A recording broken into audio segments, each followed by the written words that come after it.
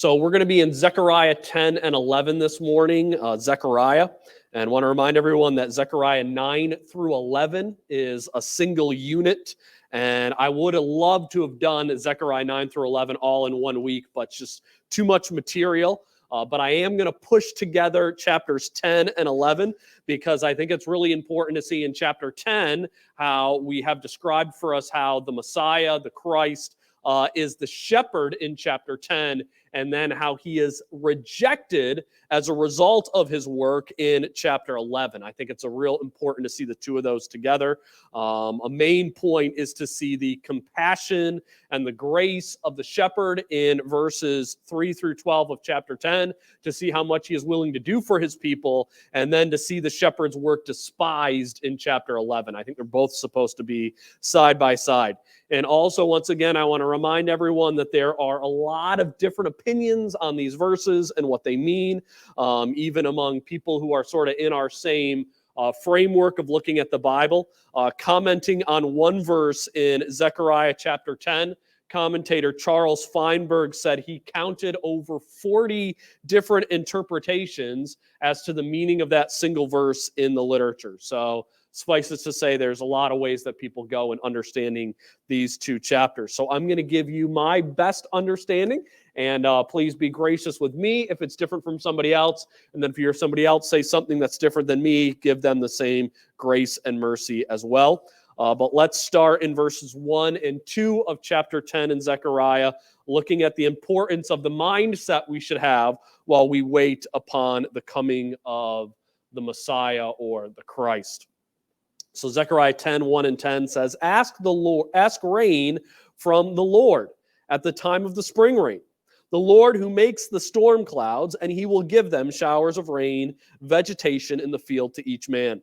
For the teraphim speak iniquity, and the diviners see lying visions and tell false dreams. They comfort in vain. Therefore the people wander like sheep. They are afflicted because there is no shepherd.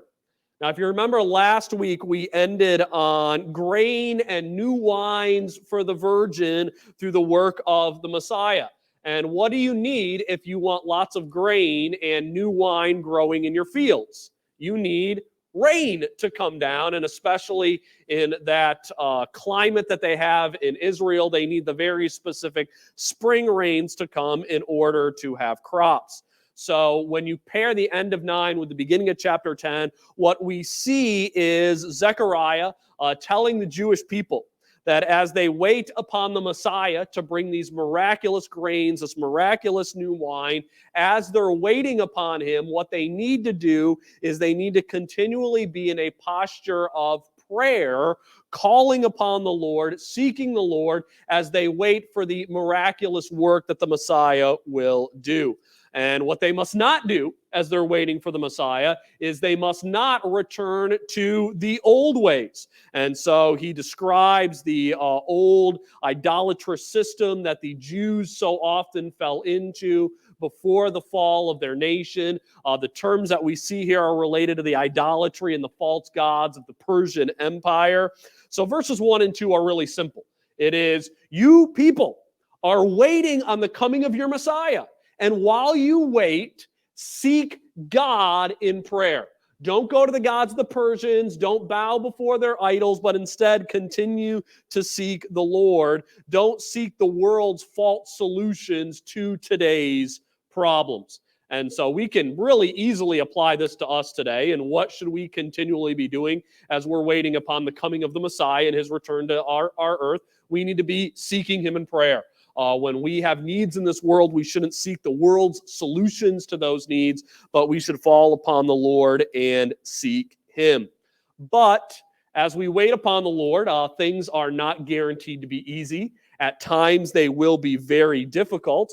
And very often, the most difficult problem that we have is the same exact problem that the Israelites often had both before and after the exile. And we see that problem in the first part of Zechariah 10:3.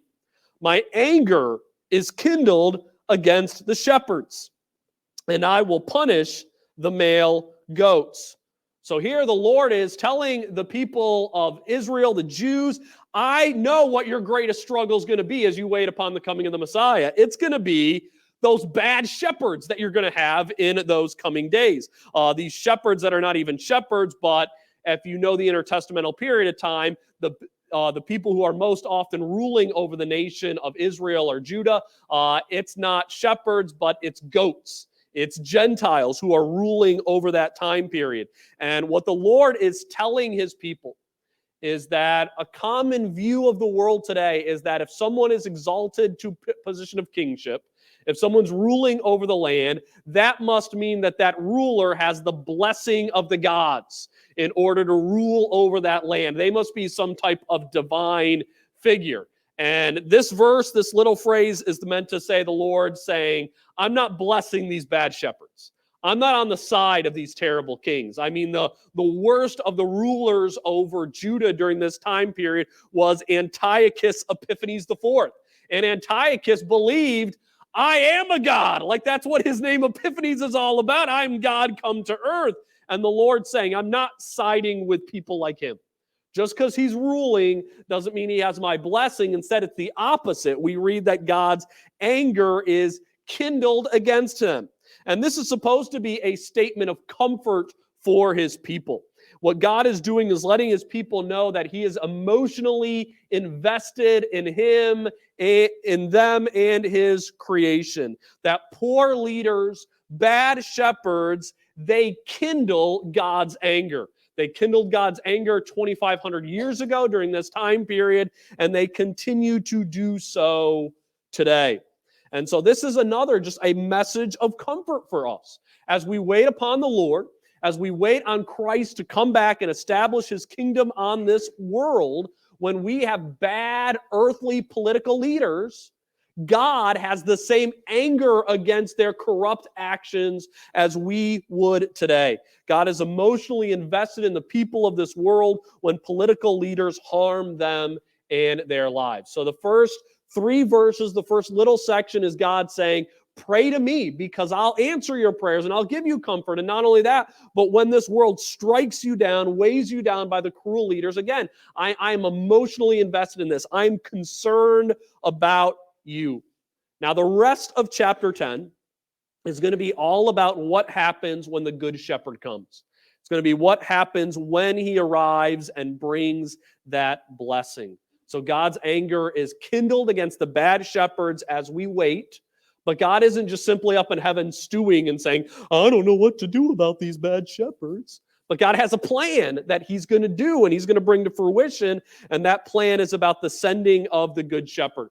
Now, chapter 10, the rest of it's broken up into 2 sections, 2 different ways that the good shepherd will encourage and bless his people. In verses 3 through 7, it is all about the strengthening of the nation of Judah and Israel as they are brought back together and unified. And then verses 8 through 10 is on the exiles who have been scattered and bringing them back to the land. So let's look first at verses 3 to 7 on how God will strengthen Israel and Judah. For the Lord of hosts has visited his flock, the house of Judah, and will make them like his majestic horse in battle. From them will come the cornerstone, from them the tent peg, from them the bow of battle, from them every ruler, all of them together. They will be as mighty men, treading down the enemy in the mire of streets and battle. And they will fight, for the Lord will be with them, and the riders on horses will be put to shame. I will strengthen the house of Judah, and I will save the house of Joseph. I will bring them back, because I have had compassion on them, and they will be as though I had not rejected them. For I am the Lord their God, and I will answer them. Ephraim will be like a mighty man, and their heart will be glad as if from wine. Indeed, their children will see it and be glad. Their heart will rejoice in the Lord. So let's trace through here what will happen once the shepherd comes to shepherd his flock. The first thing that the good shepherd will do, we read, is he will make Judah majestic in battle. Judah will become like a mighty war horse trampling over the enemy. And the result of the conquest and the power of Judah, we read, is that Judah will become the cornerstone or the tent peg, and then also Judah will bring forth rulers from herself. Now, all of that language, cornerstone, tent peg, and then having rulers come from you, this is all the picture of Judah being the center of what will be a much larger empire. This is all empire language. Because think about it, the cornerstone and the tent peg, they both have the same distinction. They are both the primary strength and the primary stability of a structure or a shelter, but at the same time, it's not a big part of the structure. It's not a huge part. The tent peg's actually, it's pretty tiny. The cornerstone's just one stone. It's the most important part, but it's a relatively small part. So what we're reading here is that Judah will be the central cornerstone of a larger world empire. One that will make the empires of Babylon, Persia, Greek, and Rome seem like nothing in comparison. And then also we read that the rulers of this empire, and it'll be a global empire based upon other prophecies in the minor prophets, that the rulers will come from Judah. The people in Judah, Jerusalem, will place the other rulers around the world on their thrones. Now, in my viewpoint, I think those rulers that they place upon their thrones will be Christians who will be living in the millennial kingdom. This will be a reward that people will have as a result of living for Christ in this day. Obviously, this isn't in this passage because the church is still a mystery at this point, but I believe that that is what that is pointing to. Now, verses 5 through 6 are again about the strength that Judah will receive. But then there's an interesting addition once we get to verse 6. Verse 6 begins to talk about the house of Joseph. The house of Joseph is a title for Israel, what is known today as the lost tribes of Israel. And then we double down again with a reference to Ephraim in verse 7. Ephraim is another title for Israel. So what we see is that the good shepherd is not just going to take Jerusalem and Judah and make them mighty and strong in the center of the Messiah's empire, but another role will be the restoration of Israel. One thing that's interesting is that if you were to look back to conversations about the Jews returning to their homeland in the 18th or 19th century, people so often talked about how impossible it would be for the Jews ever to return to their homeland. You will never have a great Jewish population living in Israel again. And then lo and behold, what happened in 1948? Tons of Jews came back to Israel and they established their own nation. And that was an amazing fulfillment of prophecy right there. But the prediction of Zechariah 10, 6, and 7 is even better, because it is not only will we have the Jews return to their homeland and establish a nation there, but also the Israelites who were scattered around the world, even though we don't really know who they are today, they will return to the land as well and dwell there.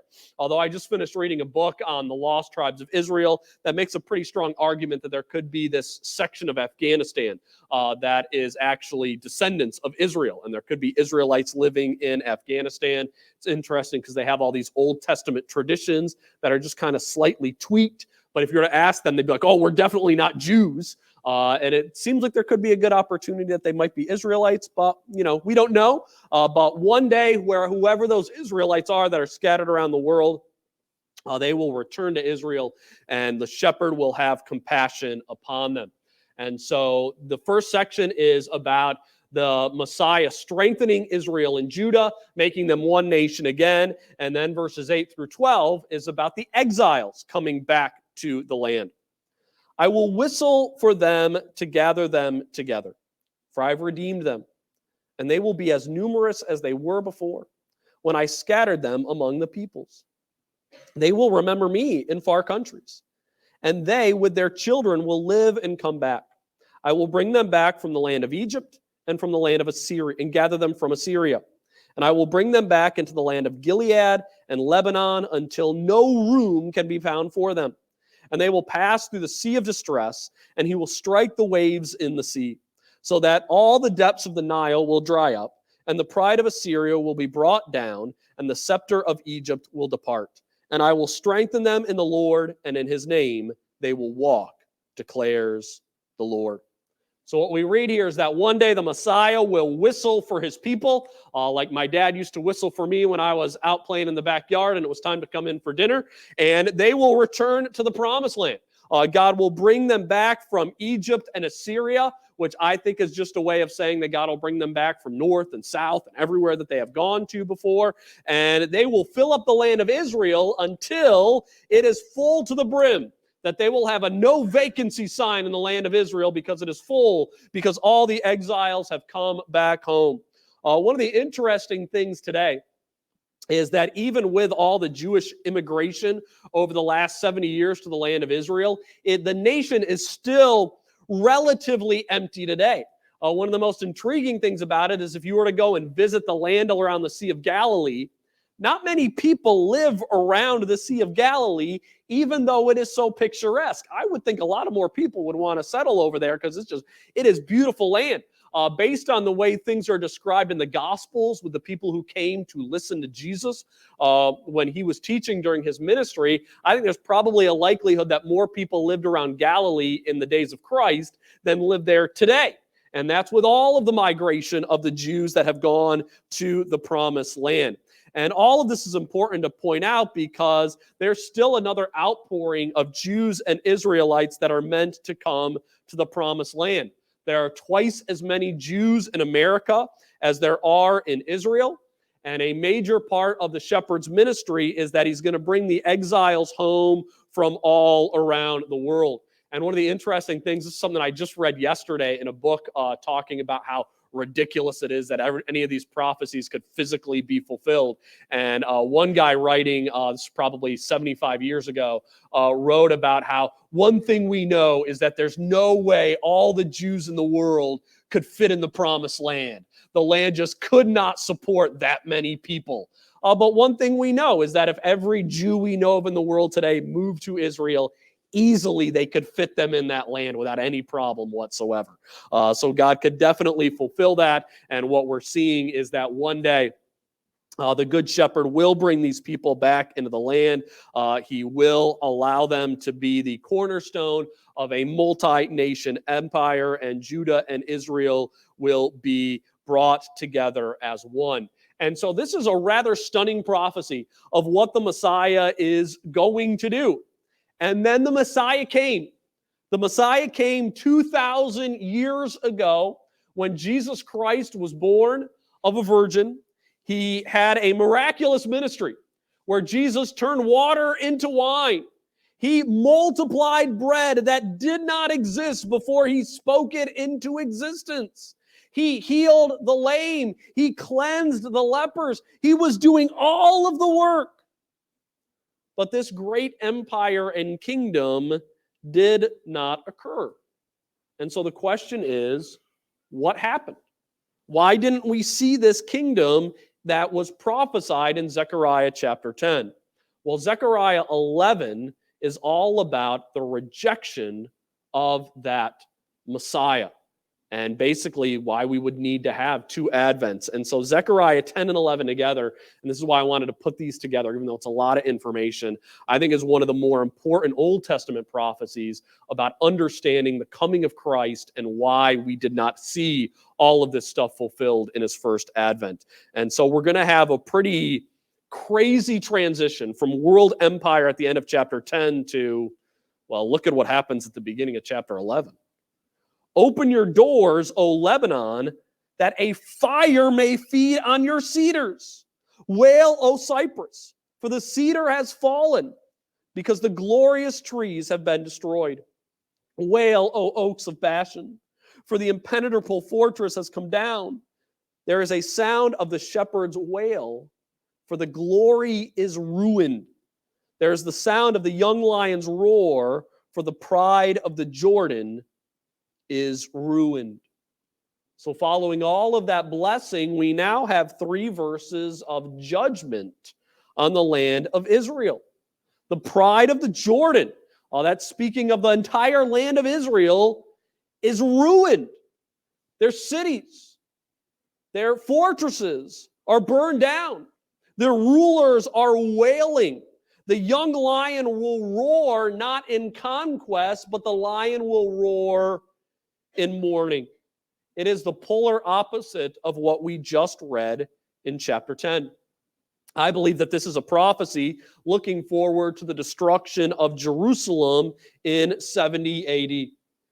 And what we see in Zechariah 11, 1 through 3 is what will happen when the good shepherd of Zechariah 10 is rejected by his own people.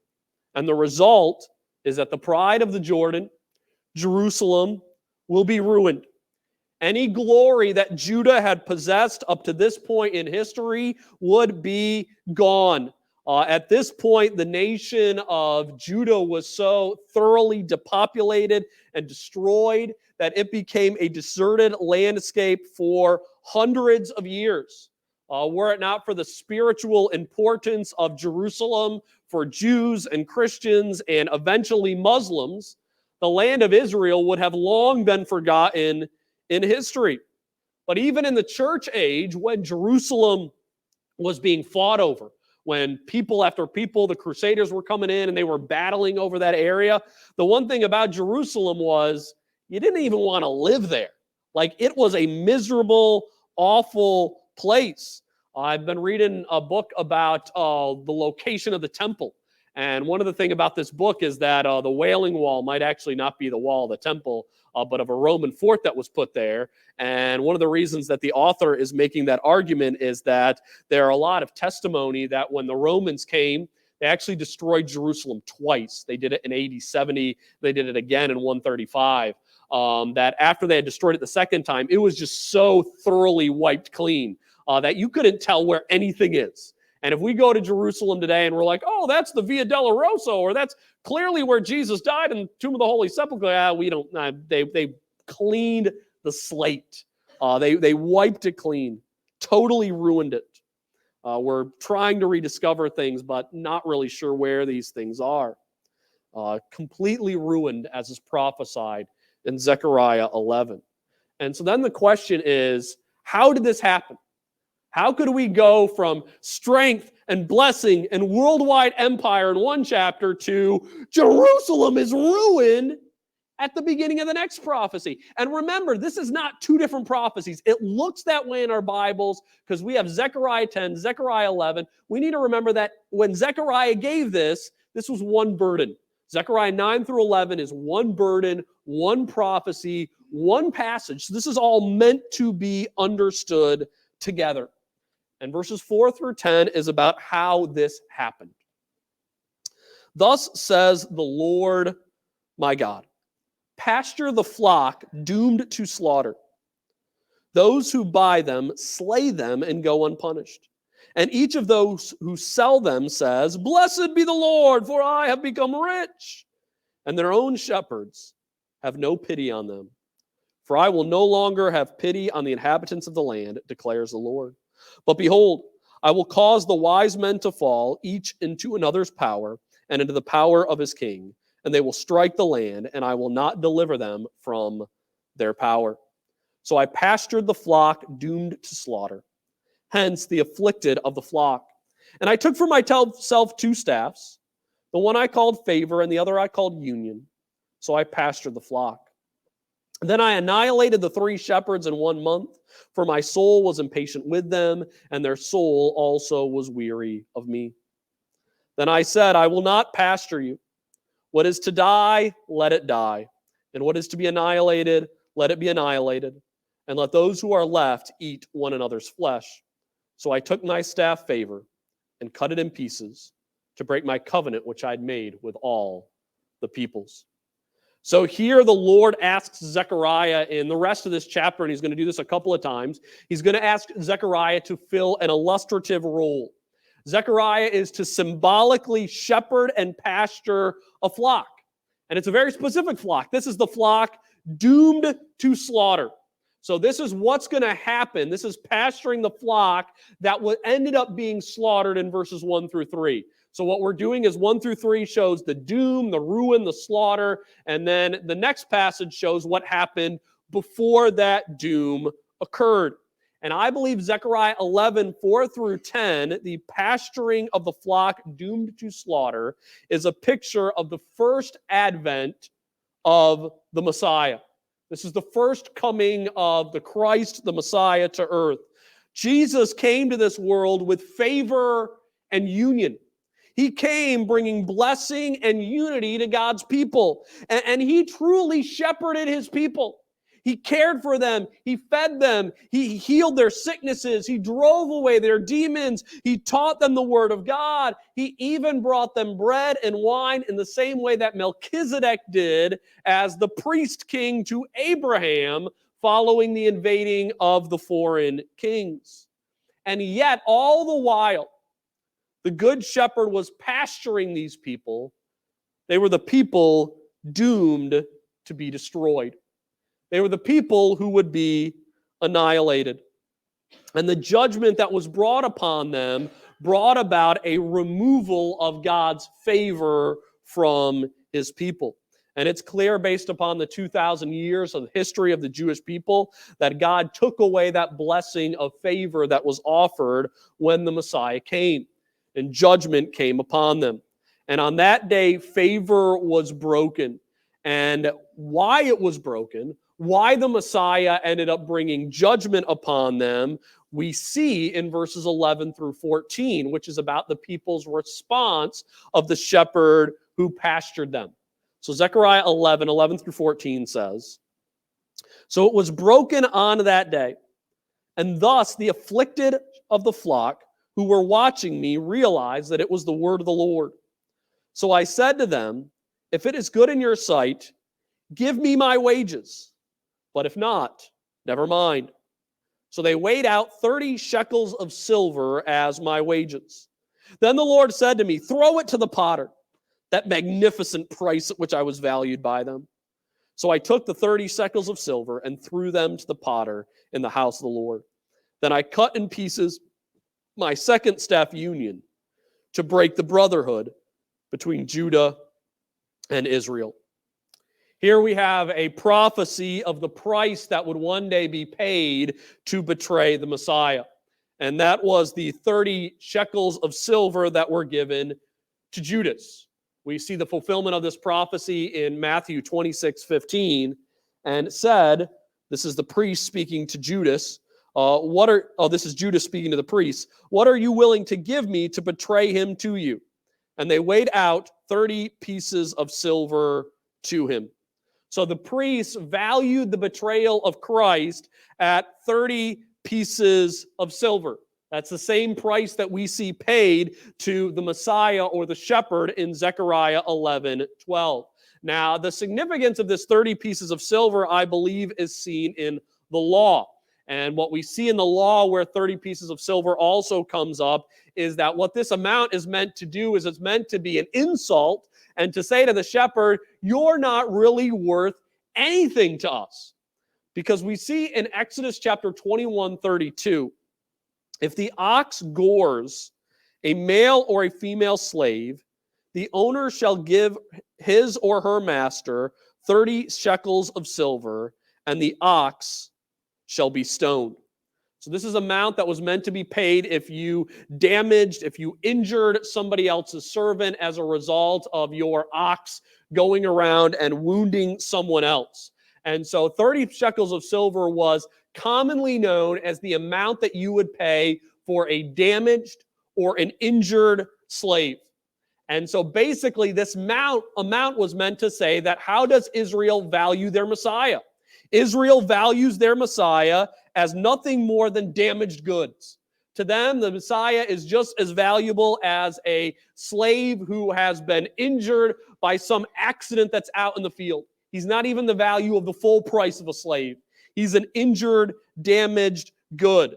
And when the Lord tells Zechariah to throw the amount to the potter's feet, that they so magnificently valued me, which is meant to be like, It's not magnificent at all, but you're throwing the amount out to the potter to say, I don't even want it. If that's all you're going to value me for, just keep it and take it. It'd be like if you worked for somebody all day long and you slaved in their house and you worked and worked and worked, maybe putting up sheetrock and drywall for them and helping work in their house all day. And at the end of the day, they're like, oh, I want to pay you for your labor. Here's $5 for working for me all day.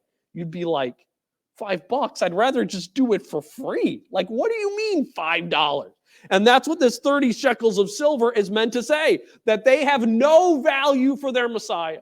They could care less for him. And in fact, by giving him that 30 shekels of silver, what they're saying is, we're paying you off to just go away. We don't even want you anymore. And so why is it that Jerusalem ends up being destroyed? Why is it that Israel ends up being ruined? It's because the shepherd came and pastured them. In the passage that we read before, talking about him pasturing the flock doomed to slaughter, the one word that is repeated most often is the word about pasturing. And it's saying 3 different times the shepherd pastured the people. And that word pasture carries everything that a shepherd would do for sheep.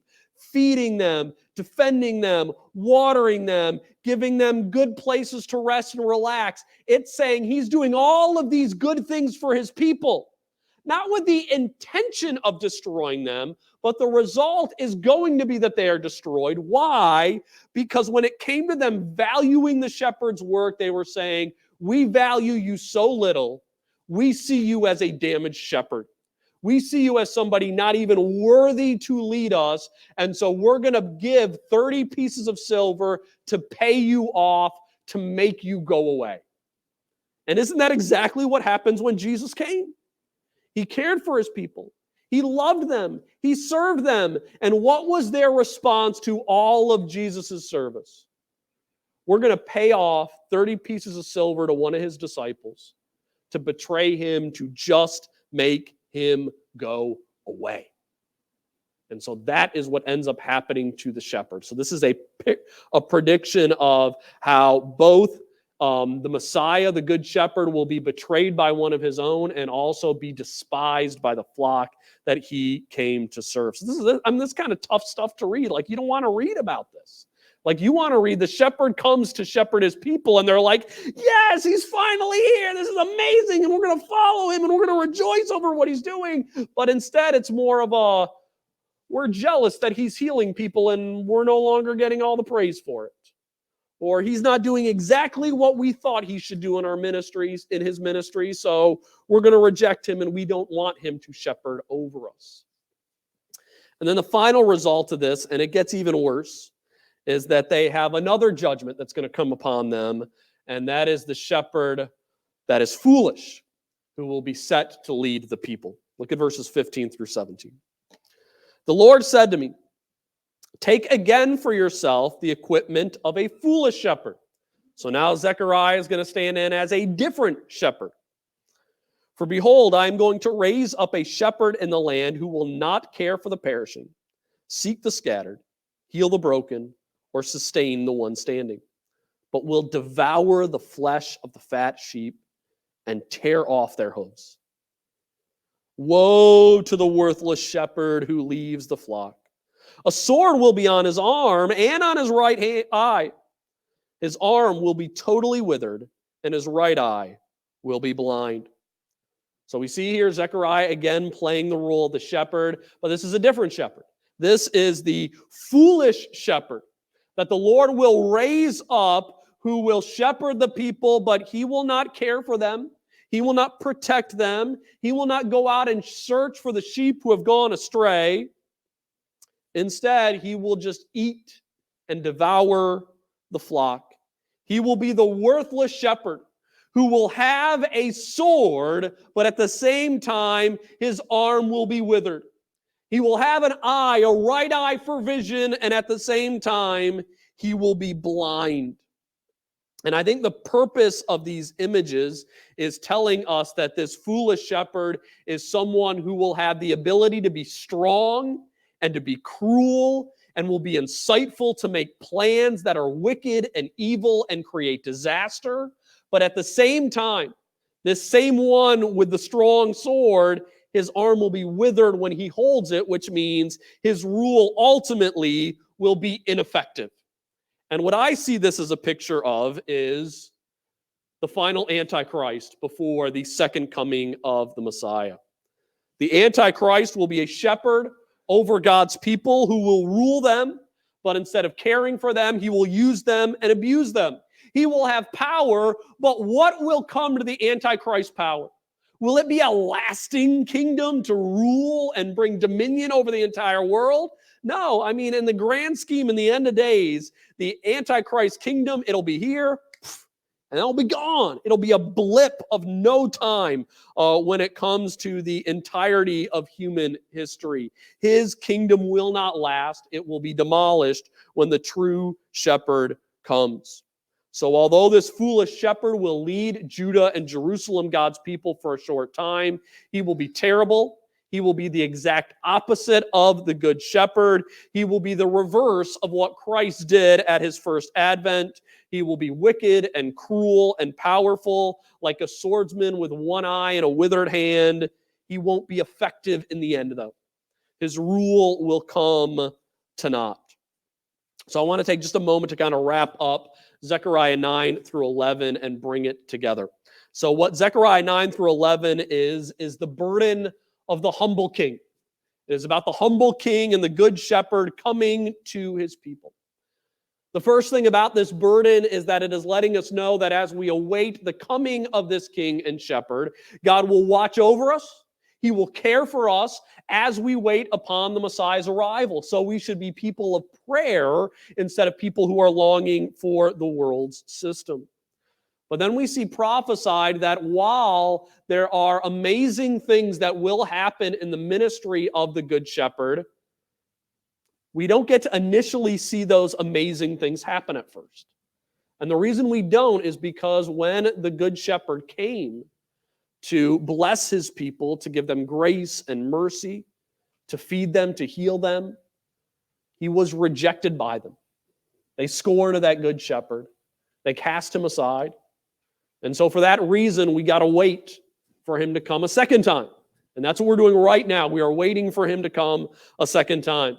But then it ends by letting us know that before he comes that second time, there's going to be a second shepherd over God's people. And he will be foolish and he will be cruel. And I think this is part of this is telling the Jewish people that the last thing that's going to happen, what you need to prepare yourself for before you know the Good Shepherd's come, the sign that the Good Shepherd's going to come a second time will be seeing that Antichrist. And so for the Jewish people, when they have that Antichrist come on the throne, it'll mean that the Messiah he's just around the corner. He's going to come back again. And then next week, we're going to get to look at the beginning of Zechariah 12 through 14, the second burden.